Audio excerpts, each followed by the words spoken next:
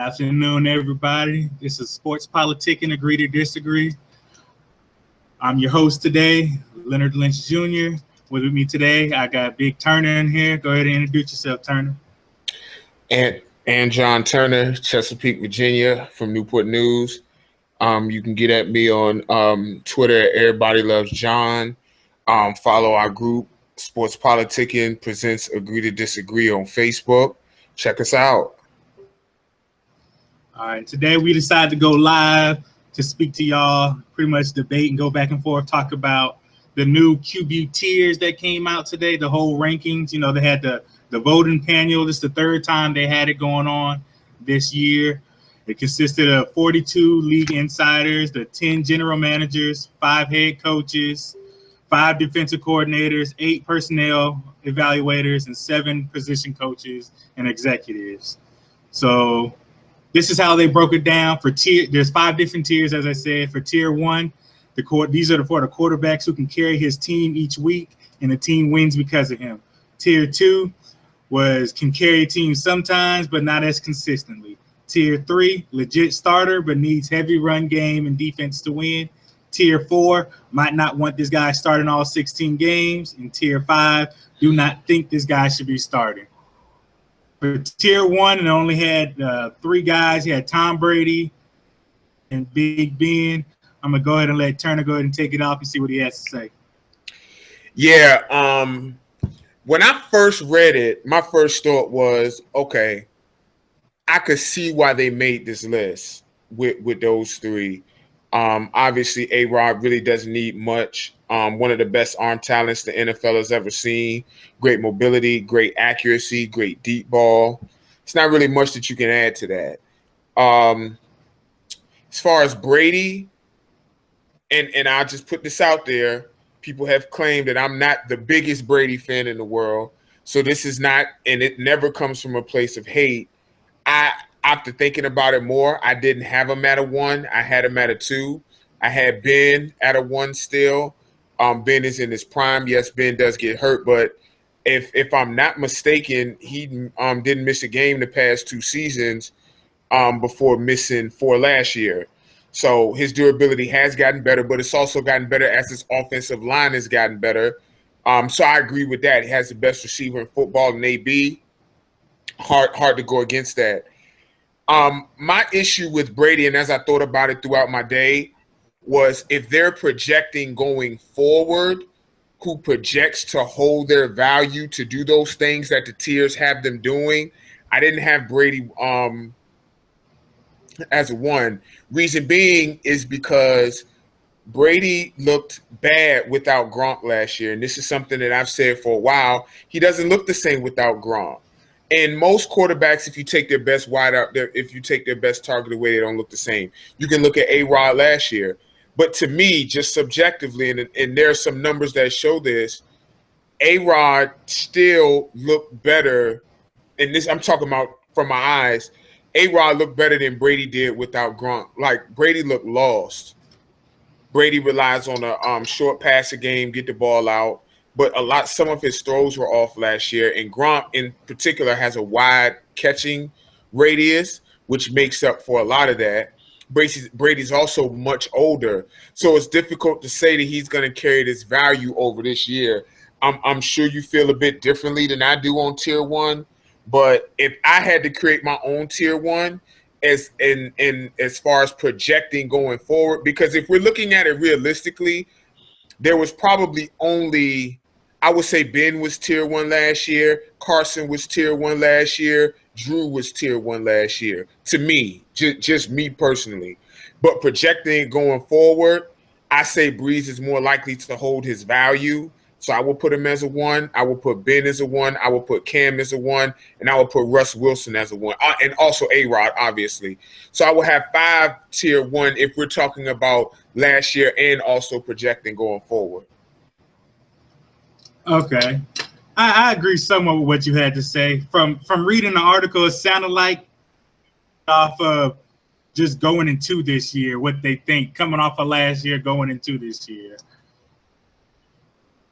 Based off of that, I don't think I agree with their tiers right now. People in the top tier, It was Rodgers and Ben. Brady, to me, I think going into last year, I would have had Brady hands down in tier 1.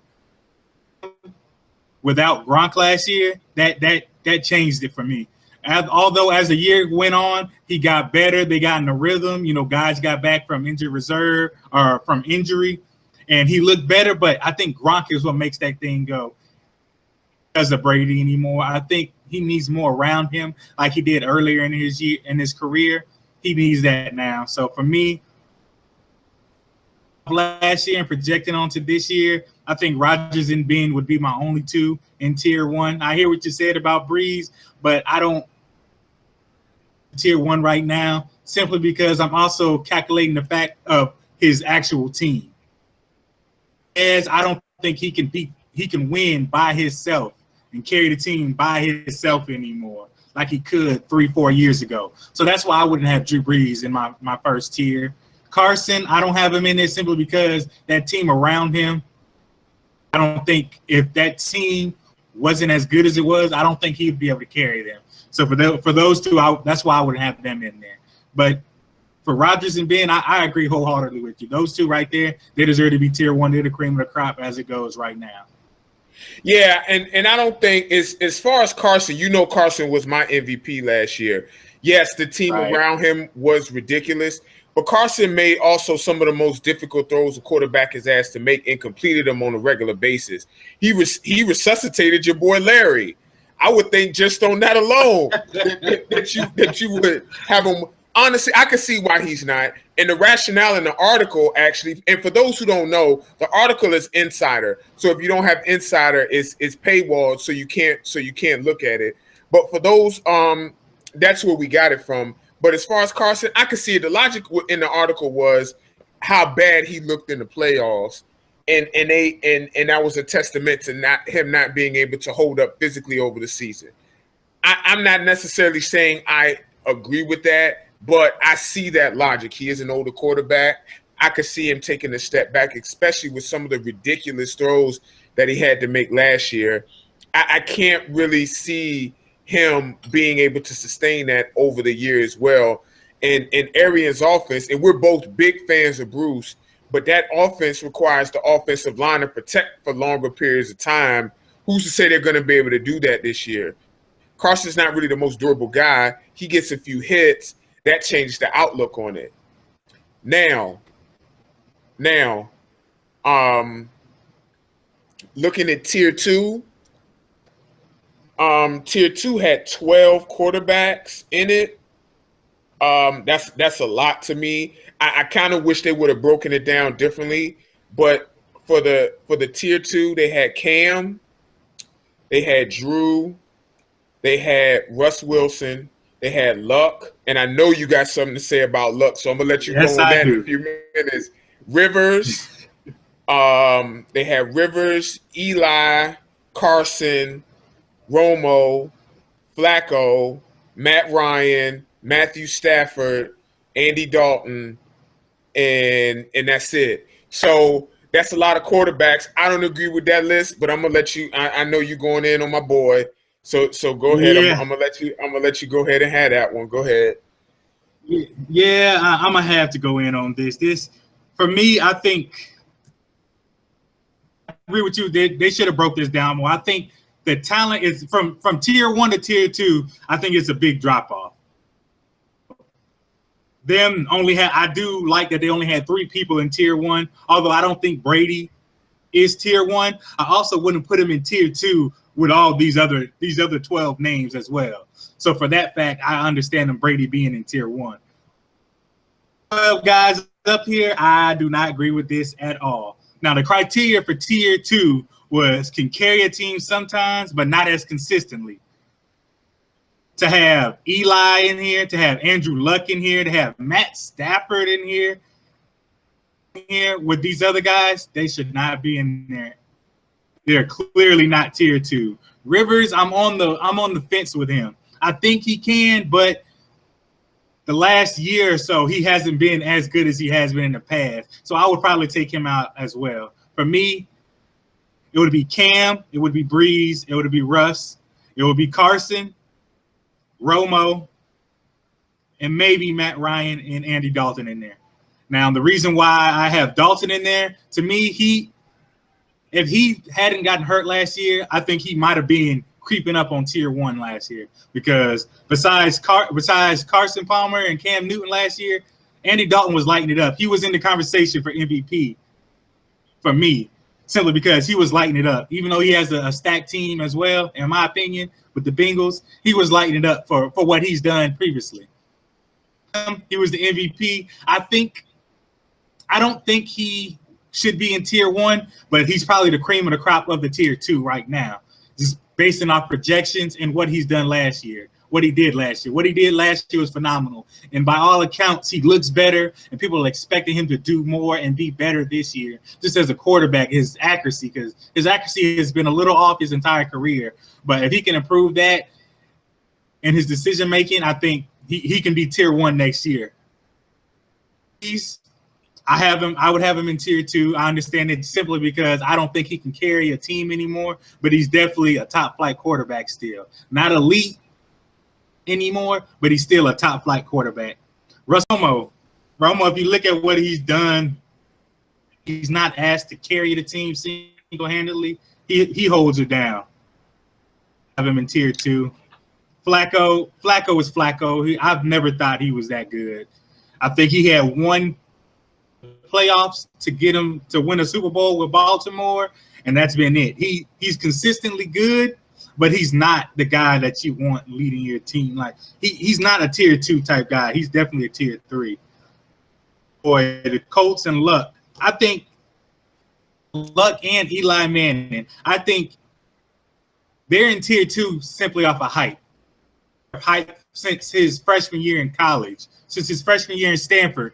That's why Luck is there, because he's been projected to be the top dog since college. So I think that's the only reason why he's up there. If you look at his numbers, his production of what he's actually done when he's on the field, never mind that he was hurt last year, but when he's on the field, he's not a top guy. He's not carrying the team by himself.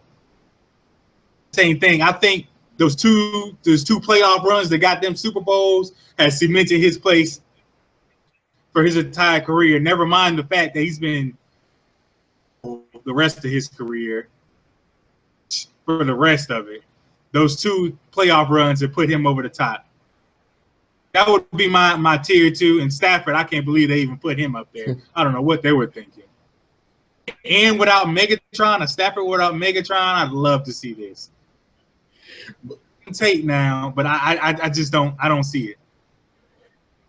But the way that they rationalized it made it even worse. They were saying that he could be better without Megatron because they know that he can't force it to him anymore. I thought that was the silliest thing ever. Okay. Excuse me. He's better because he has to think now. No, that was the issue. That's why he was forcing it to Megatron, because he was forcing it because he couldn't do. Yeah, I thought that was the funniest thing ever. I literally laughed out loud at work when I saw that. I was like, "There's no way you're gonna be." I'm not on the Calvin Johnson as an automatic Hall of Famer train, but he was definitely a great player, and yeah, that was silly to me. Okay, so like I said, with my tiers, I would have moved Brady down 1. I would have moved Cam up 1. Funny thing you mentioned was that Cam's in tier 2, but he was your MVP. If he's an MVP, he would have been in tier 1, but I'm gonna leave that alone for another day. As far as I would have moved Russ up to tier 2, I can go with Rivers. I absolutely agree with that. Rivers, Carson, Romo, Dalton for sure, absolutely. Cam. I put Cam in 1. Okay, so I'll say this about Luck. For everyone who doesn't know, I am a Colts fan, been a Colts fan since 1996. He does carry the team in the sense that we're below average everywhere else but at the quarterback position. So a lot of the times what happens is we do have some good players. Vontae Davis specifically is a studded cornerback. Robert Mathis before the Achilles injury. We don't really have many stud individual players. T.Y. Hilton's okay. He's slightly above average to me. So in that sense, he does carry the team. But I think at some point we need to work on reducing his load because he doesn't really do it efficiently. It's all based on volume and his durability. And his durability was good until last year when he lacerated his kidney. Yeah, I was with you on Dalton. I was one of the ones who was preaching that Dalton was one of the main MVP candidates last year because he was balling. And yeah, his team was stacked. He did lose Marvin Jones and Sanu. Sanu's overrated, so whatever. But he still has AJ, who I'm a big fan of. I don't think he's the most physical guy, but I'm still a fan of his. And Tyler Eifert is one of my sleepers in fantasy. I guess not anymore because I just said it. But he still has 2 studs to work with, great offensive line. My biggest thing is that now he lost Hugh, and that's going to be the big loss. He was one of the most creative offensive play callers in the league, and he designed that offense around Dalton, get the ball out. He did have some stuff to play with Dalton's mobility. So, yeah, I definitely agree with them in Tier 2. Stafford has no business in Tier 2. I can't justify anything for that. Flacco, he just got hot and lucky against y'all in the playoffs. He has no business in anybody's Tier 2. I could see Carson there. Yeah, I see projected for it. I don't think he's going to be as good. Yeah, I think Tier 2 was the one that I could see the most. Like, I could really make justifications on that. Tier 3 is what really got me, and this was something that I looked at it because in Tier 3 it was Jameis, Alex Smith, Mariota, Kirk Cousins, Jay Cutler, Blake Bortles, Teddy Bridgewater, your boy, Tannehill, Fitzmagic, Tyrod, Brock, and Bradford. Now, I would have Brock as Tier 4. I would have Bradford as Tier 4. I would probably have Fitzmagic at Tier 4. Probably Jay Cutler too. But we would have 5 tiers because they didn't really do the tiers the way that we would do them. I would have Jay Cutler as 4, but we both love Tyrod. Teddy, that's more your boy than mine, but I see Tier 3. I think Jameis and Mariota are going to be 2s next year. Alex Smith is about a 3. Blake Bortles is a 3. And I read an article on Blake Bortles today, and they had a highlight of him just throwing to Allen Robinson, and they were all jump balls into either single or double coverage. I can't really get with him with his extreme accuracy issues. I can't. Accuracy. Yeah, I agree. I mean, I definitely agree that. Yeah, and again, he's young, so it could improve. But I mean, his accuracy issues are extreme. I don't know. He's a 3, but that could go south quickly for me. Yeah, and I definitely agree with that. I think it's just more hype with the Jaguars having a young squad around them and being able to have all these young guys out here. But if you actually watch the Jaguars games, which not a lot of people do, actually watch those games, he has spurts where he looks pretty good, but majority of his balls are just throw it up. When you got Hearns out there, when you got Robinson out there who are jumping up and catching everything, you don't have to do too much. You don't have to. Exactly. I think that's something that's left out because, people want to prop up the quarterbacks because this is a quarterback league. So it's, they're making all these grabs. It's obviously because the quarterback, he was a first rounder. Not these receivers that were making the plays because they're later round draft picks, but it's the quarterback. Like, no, look at these guys play. They're going up and getting the ball. And they're getting the ball. Yeah. Yeah. I mean, Blake Bortles had a 3.8 QBR in a game they won by 20 plus one game. Yeah. I mean, And I think it's more that what they're trying to do is make that comparison with Blake and Derek Carr, because Carr is in the same type of boat where he has young receivers he's getting the ball to. Although Crabtree's not really that young anymore, and Carr is a lot more accurate than Bortles is to me. But they're in the same boat, whereas they're both young and they both have receivers who are going up to get the ball. But Carr is a lot more accurate, and I rely more on him than I would Blake Bortles. But I can see some of the hype. I can, and Carr was in 3-2. I didn't mention him. He was one of the He was in 3, and I see that. Like, a lot of people aren't really sold on him. I could see it. Like, I'm not buying all the Oakland hype and all of that, but I do think Carr is a solid guy. I think, you know, Amari and Crabtree, he has 2 technicians out at wide receiver. So that's definitely helping him out a lot. They run routes impeccably. Amari, I worry about the drops a little bit, but I don't necessarily think PFF, Pro Football Focus, had him at 17 last year, but I didn't look at anywhere else that had him with more than 9. So that I think I'm going to cancel my subscription with them. Not because of that, but I mean, that's just an extreme outlier. I also think that, like you said, Carr, he can throw it deep, but he's more of a guy who's going to throw short, intermediate, and let those guys win it. Use your route running skills to win at the line. Yeah, I don't think we're really in much disagreement here. You know, I just think that I don't like how they just it essentially what tier 3 looks like to me. They just pretty much threw everybody else in there, and that's not how it should be, because those guys like Jay Cutler, he's in what, his 10th, 11th year in the league. He's not that guy. He's not a tier 3 guy. I don't want him starting 16 games for me. If I had him on my team with the Broncos, and I was optimistic because, you know, he was a young guy, but now with all these years in, I don't want him. And Fitzpatrick, definitely, I don't know how they have Fitzpatrick in here when we've seen him. We've seen when he first came on the scene, it's like, okay, yeah, I can see him up there. But now we saw that. We saw what he is. He's someone who can get a team from it.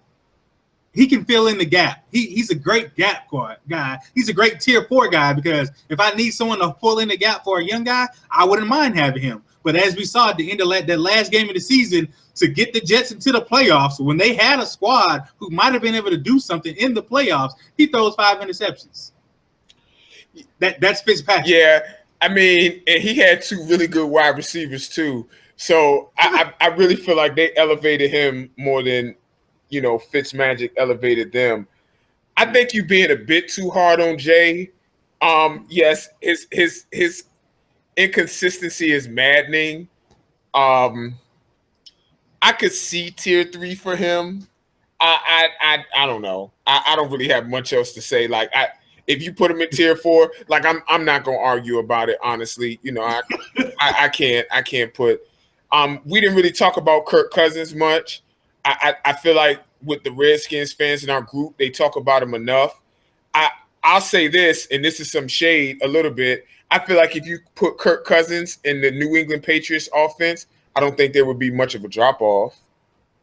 Oh, whoa, I don't know about all that. Reason I say that is because Brady's obviously better. Brady's a legend. Kirk Cousins is not. So for anybody watching, I'm not comparing him to Brady. Let's be clear, because if you send stuff to my Twitter, we're going to have a problem. Now, it don't matter. It don't matter. They're going to send it. Which is fine, because they're going to get it. Anyway, my thing is this. They're similar quarterbacks, right? Brady is elite at reading defenses and making decisions. So they're among the best ever at that. Can't take that away from him. But with the constructs of the offense, getting the ball out quick, why couldn't Kirk do that? Because he doesn't get the ball out quick enough. When he was good last year, he doesn't decide. When he was good last year, he did. When he started playing these bad teams at the end of the year is when he was good. That's getting those quick passes out against bad defenses. Brady, the reason why I don't agree with that is because Brady is doing it against better teams, against better defenses. Because although the Jets and Bills aren't better teams, their defenses are pretty good. So he's doing it against better defenses. Maybe not better teams, but he doesn't go against their offenses. Kirk Cousins, I'd have him in tier 4 simply because we saw him for 16 games, and half of those he was terrible.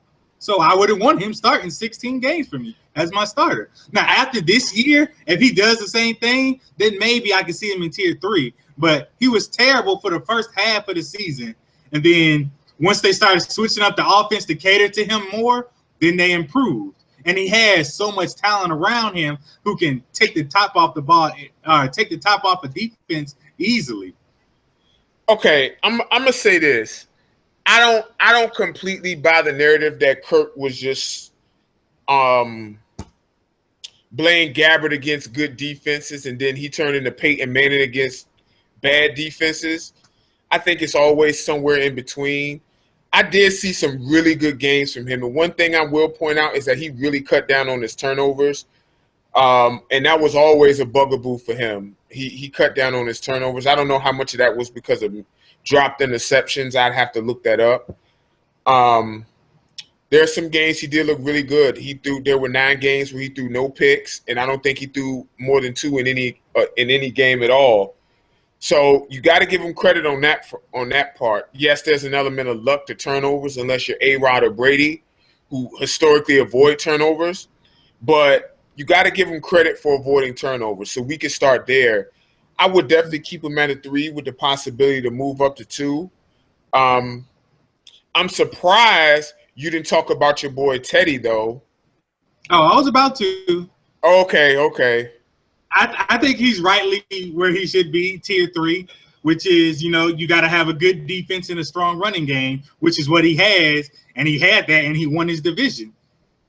All these guys that are in tier 3 right now, this is the only other person who, with the same type of game plan, agree with that. I think Teddy should be up there. Now, I know your knock on him is, I think it was arm strength. His arm isn't strong enough.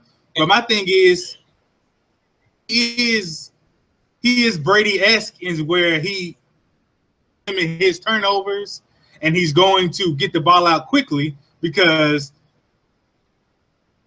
the old school quarterback where you want your playmakers to make plays. Get the ball to your playmakers. When Stephon Diggs took off last year, you get the ball to him early, let him make the play. You got Adrian Peterson. You don't have to throw the ball 35 times a game when you got Adrian Peterson back there. When they had Brett Favre, who just went into the Hall of Fame, they didn't throw it 35 times a game because they had Adrian Peterson. When you have a back like that, you don't throw it 35 times a game. You give him the ball and let him lead you. So I think he does what he needs to do. He doesn't throw it 35 times a game, and he doesn't have to, because that's not what Zimmerman wants him to do. And I think he does what his job is to do. He does really well. So that's why I would have him in tier 3. Game, he needs that defense right now. Looking at some of his numbers from last year, TD percentage was 3.1. Pick percentage went down on an entire percent from 3 to 2, which is really good. His adjusted yards per attempt went up by 0.3, and that is a lot. Even though it's 0.3, it's still a lot. Yards per game went down. His QBR went up to 62.71. Got sacked more times, though, 44, and that I don't like that with this slight frame. If I was him, I would do whatever I can to try to get the ball out quicker, because I'm afraid every time he gets hit. I hate to say that, but I'm afraid. He's frail. He's frail. And I don't even like to use that word or anything. I'm afraid when he gets hit. Tannehill is somebody who I was a big fan of coming out of Texas A&M. Converted wide receiver to quarterback. His deep ball is terrible. Like his deep ball is actively hindering him, and he's not good enough in other areas to make up for it. Like if you're a bad deep ball thrower like Tom Brady, like his short passing game is elite. Like Tannehill's not good enough in that area to make up for it. Like his deep ball is terrible. Like that just goes to show you can have a strong arm and just be a terrible deep ball thrower. Like I'm not saying Tannehill has a Jay Cutler-esque gun, but he has a strong arm. He's terrible at throwing the deep ball. It makes no sense at all to be that bad throwing the deep ball. And that's actively hindered him from being a better quarterback than what he is. I agree with that. I've never been a fan of Tannehill simply because he went to A&M. For those who don't know, I'm a UT Longhorn fan through and through. And Tannehill to me, belief for the Aggies when they were going downhill with their quarterback situation, and he looked decent. because he played high school quarterback. So you're like, okay, then his college coach drafts him in the NFL. So, I mean, that's why he's a quarterback. I think people have been trying to up into why Tannehill is a good quarterback simply because he has a strong arm. People give you a lot more chances when you have a strong arm. Strong arm is why Jay Cutler is still a starter in this league. If you have a strong arm, you have a chance. So Tannehill's strong arm has helped him, but I don't understand, like you said, how you can have such a strong arm and be so bad at throwing the ball deep. He's terrible. How is that even possible? It makes no sense. He's terrible. He shouldn't be a starter anymore. He shouldn't. I wouldn't go that far. I can't go that far, man. Like I've seen him make some throws before where I was like, yo, okay, word, I like that. But then he throws the ball deep, and then it's like, yo, where's the ball going? Like I don't know, man. I'll change that. He shouldn't be the unequivocal starter. He should be challenged going into training camp. He shouldn't be like Rodgers and Ben and Brady and Breeze, where they're the day you write that in stone. They're the starter day one. Tannehill should be competing for his job. Like these guys in tier 3, unless they got less than 2 years in, being as day one starters. Like these guys, if you're in tier 3, you should be on the uptick, not coming down. And he isn't. Like they got Sam Bradford in tier 3. Yeah, that's Bradford. That's awful. How is that's awful. Yeah, that's awful. He's no way. When's the last time he's played 16 games? Yeah, he should not. He should be tier 4. Brock Osweiler, who I like, I still like him. I wanted to see what he had. He shouldn't be tier 3 because we didn't see enough from him. Yeah. Like he has an arm. He's mobile. State quarterback. He's really mobile. So, and I watched him a little bit when we went to the training camp this past week for the Houston Texans, and he has a nice arm. I'll give him that, but I haven't seen enough of him to put him in tier 3. And I think that's my main issue with these tier 2 and tier 3 guys is I feel like they just bundled a bunch of young guys in tier 3 and a bunch of older guys in tier 2 because this is what they should be, and I disagree with that. But see, here's the problem though. Because football coaches have always sold themselves on hype and talent and arm strength. I think you do need a certain amount of arm strength to be a great NFL quarterback, unless you have a system. Like, we haven't talked about Tyrod. Full disclosure, Tyrod went to Hampton High School, and I lived in Newport News. So he's always going to have my support. Setting that aside, though, I love him. Love him. Absolutely love him. He made some of the best throws of the season last year with just a flick of the wrist. That ball traveling 50 yards right in the bucket in the corner of the end zone. I mean, he does have some things to work on for sure. And he's small too, so I worry about durability with him. But his mobility and that arm, my goodness, that's the kind of arm that you get seduced on right there, especially that deep ball. Yeah, I honestly fear that Rex is going to ruin him. I'm terrified of it because Rex is notoriously wants to play it close to the vest with those quarterbacks, and I don't think you can do that. Let Tyrod, his deep ball accuracy is on point. He needs to work on his intermediate to short accuracy, but just let him go, man. Like, you need to see what you got in him. Like, he sat for what, 3-4 years in Baltimore. Like, at some point, you gotta let him go, man. See what he could do. Yeah, and I'm like you. I love Tyrod Taylor. Like, full disclosure as well. I used to live in Chesapeake. I went to Indian River, so I used to follow Virginia Tech. Well, I still do because I love Frank Beamer, even though he's retired now. But I am aware of him, and I know how good he is. And I liked him coming out. I was really upset. I thought he was at least a second-round draft pick because he had everything. To me, he was Russell Wilson. He had everything except he was short.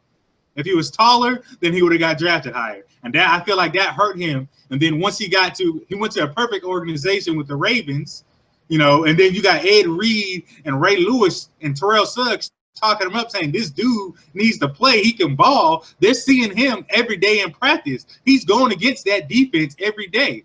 So he got to against one of the greatest defenses, one of the greatest linebackers, and they saw it. And then all he needed was a chance, and that was my thing coming out. All he needed was a chance, show what he can do. And before the season started, people were like, well, why you got Tyrod Taylor? He's a good backup. You know, he's a mobile guy. He's a runner. And he's like, no, he can throw. He can sit in the pocket and throw. And he showed that. And I feel like he went to the perfect team in Buffalo, maybe not the perfect coach, because like you said with Rex Ryan, I don't trust him with quarterbacks. But what it seems like is he's been pretty hands-off with the offense. And that offense, I think, is perfectly catered for Tyrod because with LaShawn McCoy, now you got Reggie Bush, Sammy Watkins, if he can stay on the field. That, which is, you know, it's hard to say with anyone. But if that offense is healthy, that can be one of the most explosive offenses in the NFL simply because of the speed. My problem, though, is that Sammy's not really a deep guy. He can get deep, but he's more of a yak guy in the mode of T.O., so that would require Tyrod to make more accurate throws between the hashes and intermediate, and that's not really his strength yet.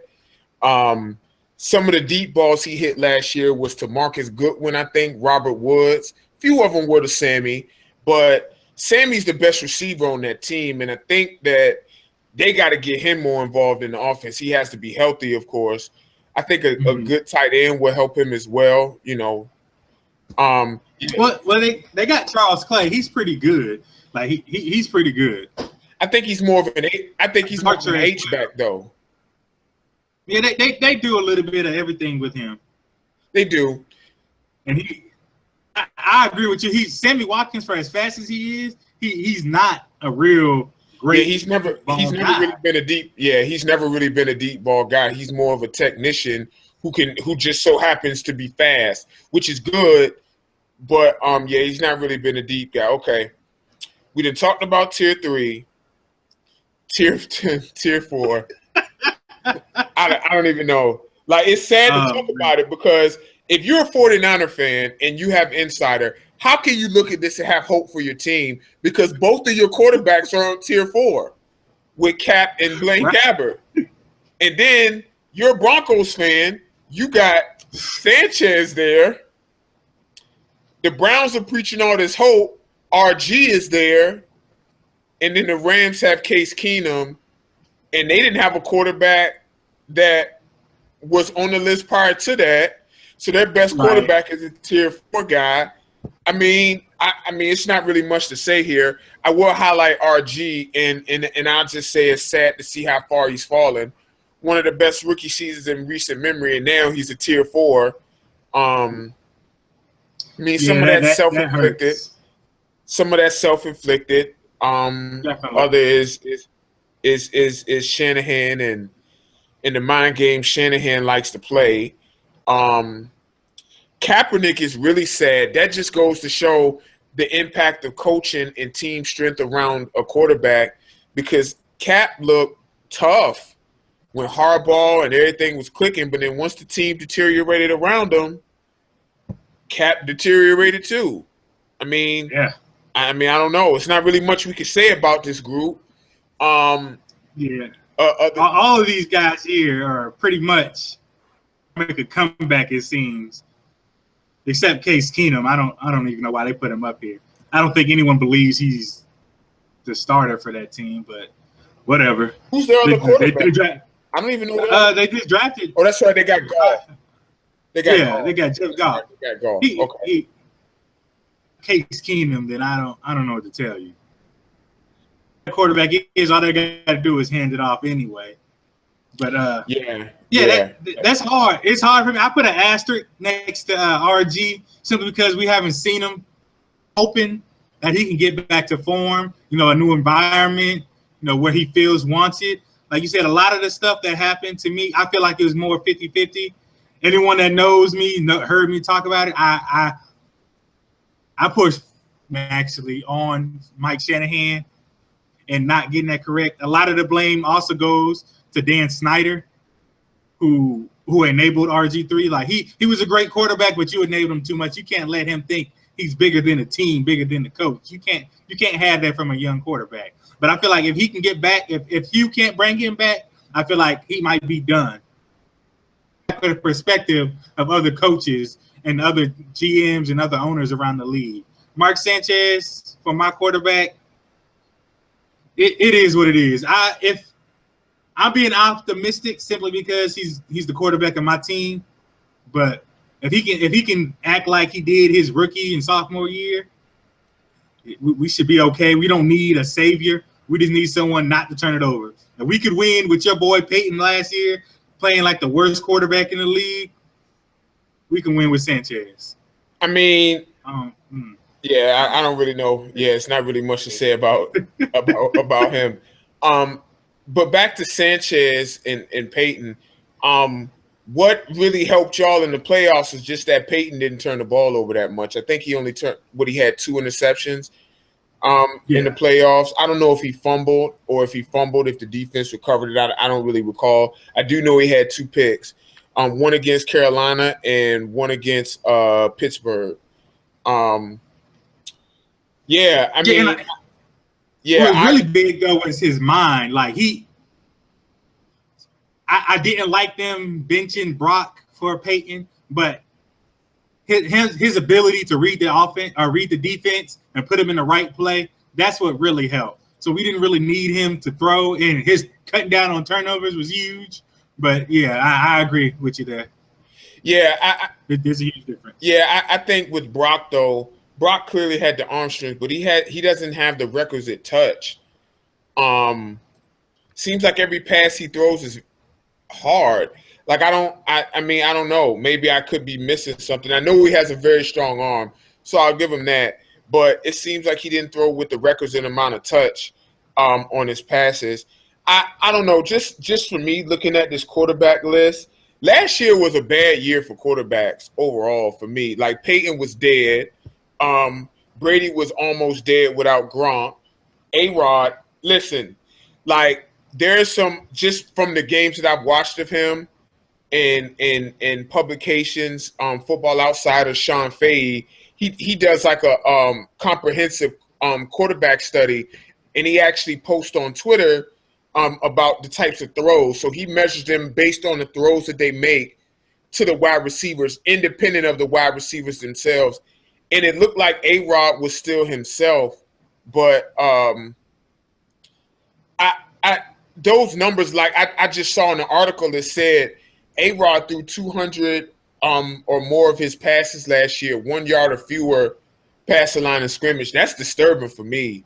Like I don't know. Like that could be a decline there. Like he's not supposed to do that without. I mean, even without Jordy, he's a great. Like that's unacceptable to me. But you also have to realize he lost both tackles last year too. So you have to factor that in as well. The offensive line already wasn't that good, and then you lose both your starting tackles. That's going to be a decline. You got to get it off quicker. So while that does, it doesn't, for me, it's disturbing, but it doesn't indicate a stark decline, because you got to factor in everything that went around him, and he was still pretty good. Like It wasn't a off the charts year like it typically is for quarterbacks. I don't know if it was more of a factor of quarterback play or defensive getting better or coverages getting better, because we got more athletic cornerbacks and safeties coming in now. So I think it's a factor of all, but for me, the quarterback play last year wasn't what it's been the last 4 or 5 years. Yeah, I mean, just looking at total QBR, Carson was the only person above 80. There were 6 above 70. Ben, Drew, Russell, Dalton, and Kurt, 5 above 70. And everybody else was 67 or below, starting with Tyrod. It just seemed like quarterbacking was down last year. And once the NFL caught up that A-Rod had no legitimate weapons that could gain separation, it made it hard for him to run the offense the way that he normally wanted to run it. Right. And then with Cobb going down as well, I mean, it's only so much you can lose and still be. But he was still able to produce he still was able to produce. So I give him that. And talking about my boy Teddy, I forgot battle in the playoffs. If Blake he did. If Blake hits that field goal, he was going to be taking on Cam Newton. So I mean, Teddy, yeah. if he's asked to, that's. I watched him at Louisville, so I know you don't watch college as much. You don't not really a big fan of college, but I watched him at Louisville simply because I love Charlie Strong. So he can produce. He does what he's asked to do. If you need him to throw it, he'll throw it. If you need him to hand it off, he'll hand it off. He played very well in that game. I will give him that, and it was outdoors.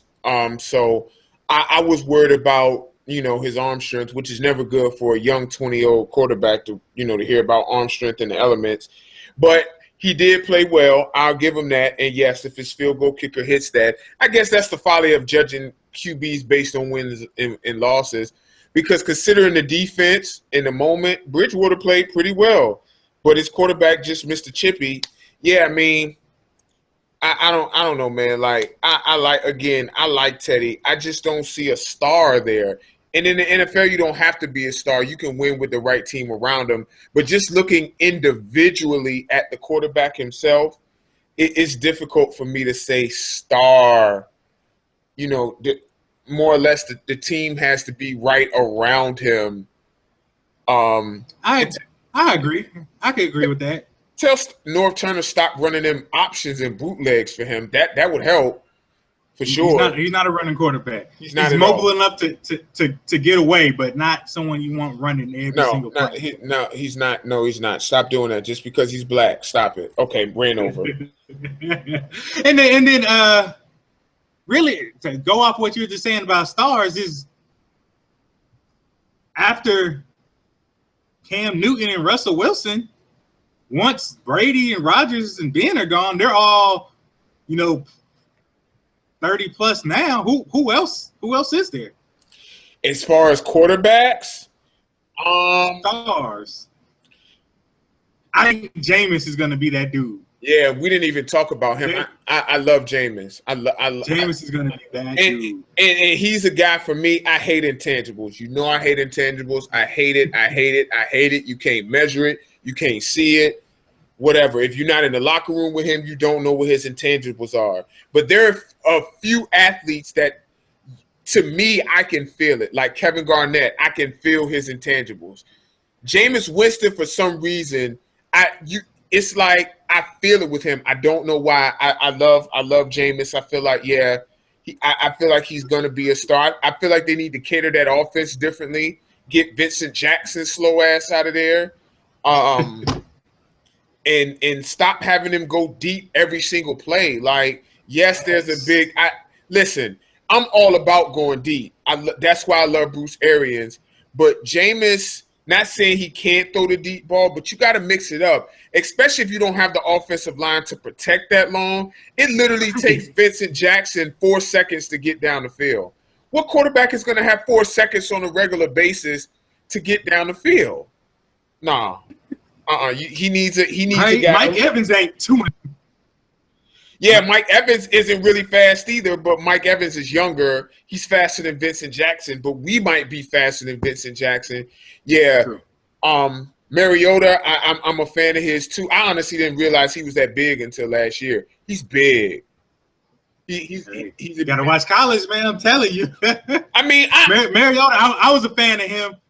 I think people were trying to stay away from him simply because that Oregon offense. But if you actually watched him, he can play. And I knew that coming in. He can play. He can throw. He can sit in the pocket and throw. He's not your typical Oregon quarterback who rely. He's not your typical guys who just run. He can throw from the pocket. So I could see him becoming a star. Last year was real rocky for him though. So I had to see more. But besides those three, Cam, Russ, and Jameis, I don't see anybody who I can see right now. I'm like, yeah, this is gonna be a star. I didn't put Luck in there because I don't have Luck up there as a star. I think he'll be really good. Star. I think Luck can be a star. I mean, but at some point, I feel like that's going to be contingent upon us building around him better so that he doesn't have to do so much. Dalton's not really young, but do you count him? No, okay. I don't count him. I have him with Luck. I think they'll both be really good, but I don't see them as a star. Okay. Last thing before we go, since we was talking about stars, you buying Deshaun Watson as an NFL quarterback star?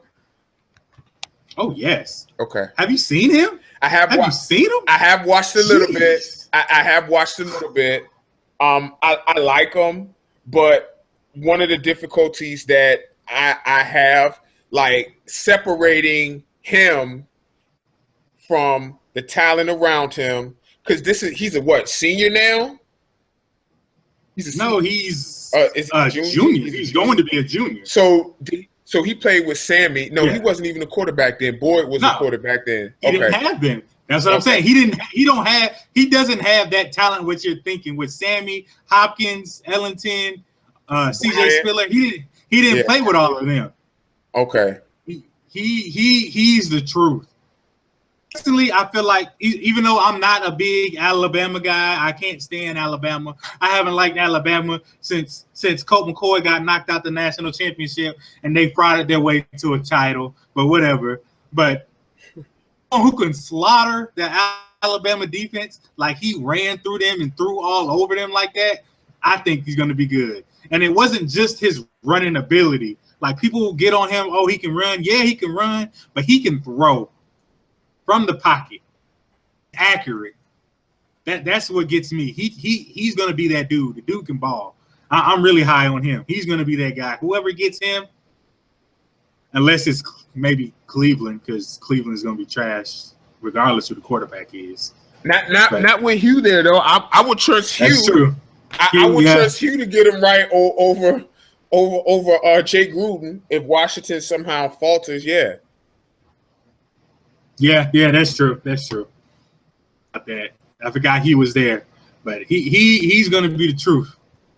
But yeah, it's just there's not that many stars. I think in about 5 years we'll look back on this era of quarterbacks who are leaving, and we'll look at it as people were looking at that era with Aikman and Young and Montana and Elway and Marino. Like, we'll look back on it like, damn, this is one of the golden ages, because the quarterback play in this last 20 years has been amazing, especially with the rule changes. Even though I hate the rule changes, I'm a defensive guy. I love seeing defense. You know, you say you don't want to see 3 yards in a cloud of dust, but I love that.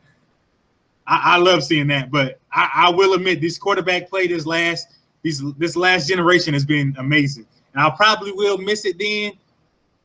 Right now, I can't stand it. Yeah, I mean, yeah, we're on the polar opposite we're polar opposites on that.